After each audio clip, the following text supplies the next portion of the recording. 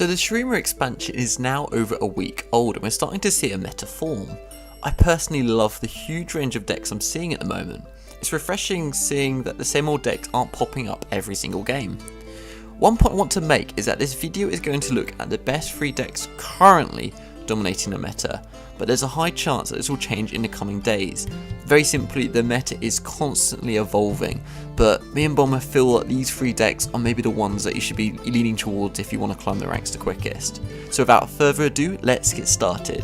This is Best Meta Decks Patch 2.3. This video has been done in collaboration with BomberTV. Please remember to like and subscribe and turn on the bell notifications too. So let's dive in. This is Twisted Fate Fizz Elusive and features cards primarily from Piltover and Zorn, even though the 2 main champions are from Bilgewater. It's actually quite an expensive deck with 7 epic cards in total on top of the 6 champions. It's very spell heavy with 25 in total and only 9 follower cards. The deck has a very strong ramp to mid game with lots of cards costing 0 to 4 mana. The 2 main ideas with this deck is level up Twisted Fate and kill with Elusives. It's as simple as that. When Twisted Fate is leveled up each round, the first 3 cards you play, anytime I hit a card, it activates a Destiny card, which I'll go into shortly about what these can do. To accomplish the first goal of leveling up Twisted Fate, you have plenty of drawing tools such as Rummage and Pick a Card. Rummage discards 2 to draw 2, and Pick a Card places a card from your hand into your deck to draw 3 cards in the next round, which are all going to have fleeting. All this drawing will level up Twisted Fate quick.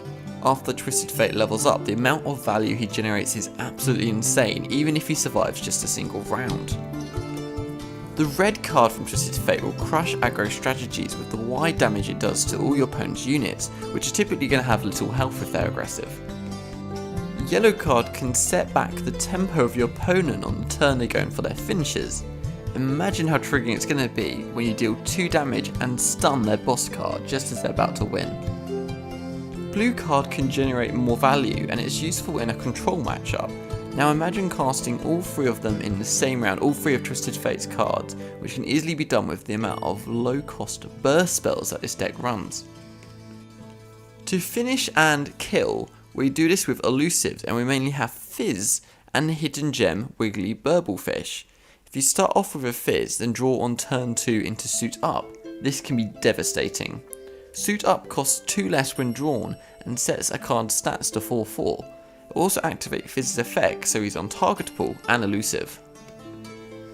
The 4/4 stat line is basically unremovable in the early games and can only be answered with the single target removals like Vengeance or multiple removals, giving you an advantage on the value and baiting out removals for safer Twisted Fate later on, so he can obviously be generating the value of his cards. Wiggly Burblefish is also the best target for Imperative Improvement to push for more elusive damage while also protecting the generated copies from pings. This spell simply creates a copy of Wiggly Burblefish with the additional 1/1 stats. Twisted Fate Fizz was the best deck in the past meta and is now falling through in terms of viability, but still holds up the ground, so we'll see if she continues to decline or will rise back to the top.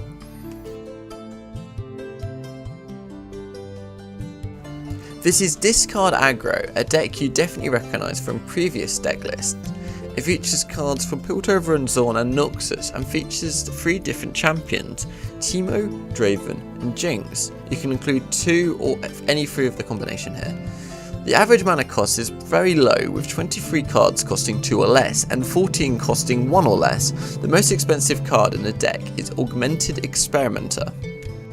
The deck plan is quite simple. Against slow decks, try to finish your opponent as early as possible before they get their endgame.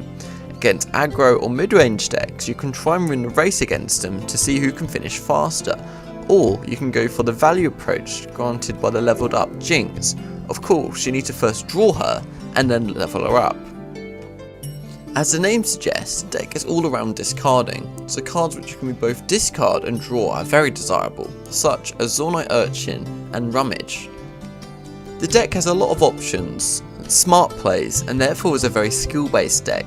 First of all, it's always important to know when to discard a card and what ones you should be discarding altogether. For example, there are obvious discard targets such as Flame Chompers, Jury Rig, and Vision, and these are pretty straightforward what to discards.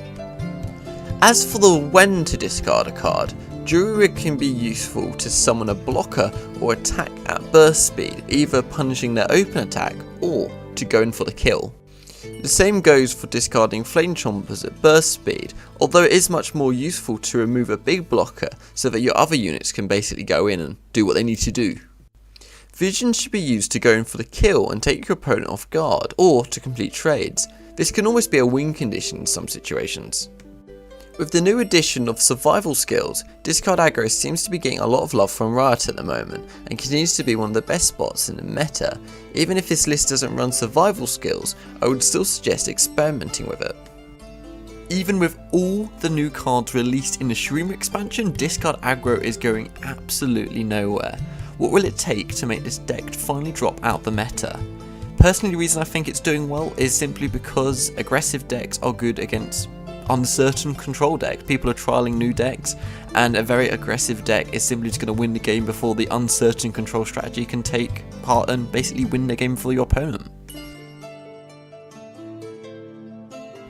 This is Azir Lucian, and it features cards from Demacia and Shurima. I've classed this deck as a mid-range, even though it's quite aggressive and also has some combo potential. The average cost in the deck is more weighted towards low cost, with 16 cards costing 2 mana and 9 cards costing 1 mana. It's fairly budget with only 2 epic cards. This deck has a lot of things going on. The main idea is to take advantage of the when allies attack effect on both Azir and the Emperor's Dais to summon lots of sand soldiers and overwhelm your opponent with basically quite wide boards. As you can see on the screen, both cards have the effect to summon sand soldiers, so you can quickly sense the theme here. To achieve this pretty straightforward synergy, you can do it with scouts such as Grizzled Ranger. As a reminder for all new players, all your scout units can attack twice as long as your first attack is exclusively with scout only cards. Another attack-minded card is obviously Lucian, which has the rally effect that when a unit dies for the first time each round, rally means you gain an attack counter once again, and it obviously has this on his leveled up card. Lucian will almost always level up as you're going to summon lots of ephemeral sand soldiers, which almost always guarantee an additional attack thanks to Lucian. Ephemeral means a unit dies at the end of the round on its first strike, so a very nice little combo here. Another card which is very strong here is the Inspiring Marshal, which can have a win condition on his own. He basically doubles the damage dealt by every sand soldier, which can you imagine is pretty strong considering how many you're going to summon depending on how many times you attack. So overall, this is a very aggressive deck with some nice combo potentials, meant for competitive players which basically like skill-based decks. A lot of players were super excited about the Emperor's deck on Azir at level 3, many others were excited about Azir and Ephemerals. The latter won the race of which deck would be the most competitive in the end, and BomberTV has a more in-depth analysis on his deck on his channel, so please check it out in the card above. And there we go guys, this list is based on the decks that are currently dominating the meta. Interestingly, Twisted Fate Fizz only appeared 7th on the top 10 video, which I think is down to new players unsuccessfully trying out the deck. Some other decks I know you guys are going to ask about in the comments is Azir Hecarim Ephemeral, Lissandra Control, and Kindred themed decks. Azir Hecarim Ephemeral is good, but there's too little data to truly determine if it's meta yet. Lissandra Control I feel is overhyped, and there's better control decks out there doing the job, but they're simply better. And Kindred is very similar to Twisted Fate Fizz. Lots of players are trying it out unsuccessfully, dropping its rune rate. What do you think is the best new deck in Shurima expansion so far? I would love to hear in the comments. Up next is most popular decks patch 2.3, taking a look at the decks being used the most in this patch. Use this video to either jump on the bandwagon of popular decks, or know how to counter the decks that you will frequently see. The data presented here is analysed by BomberTV using MOBA analytics. He's a Masters tier player with a background in game theory and game design. He took the most winning archetypes into Master tier, excluding ones with small play rates, analysed their key properties on why they are so strong. Link to his channel is in a pinned comment and in the card above.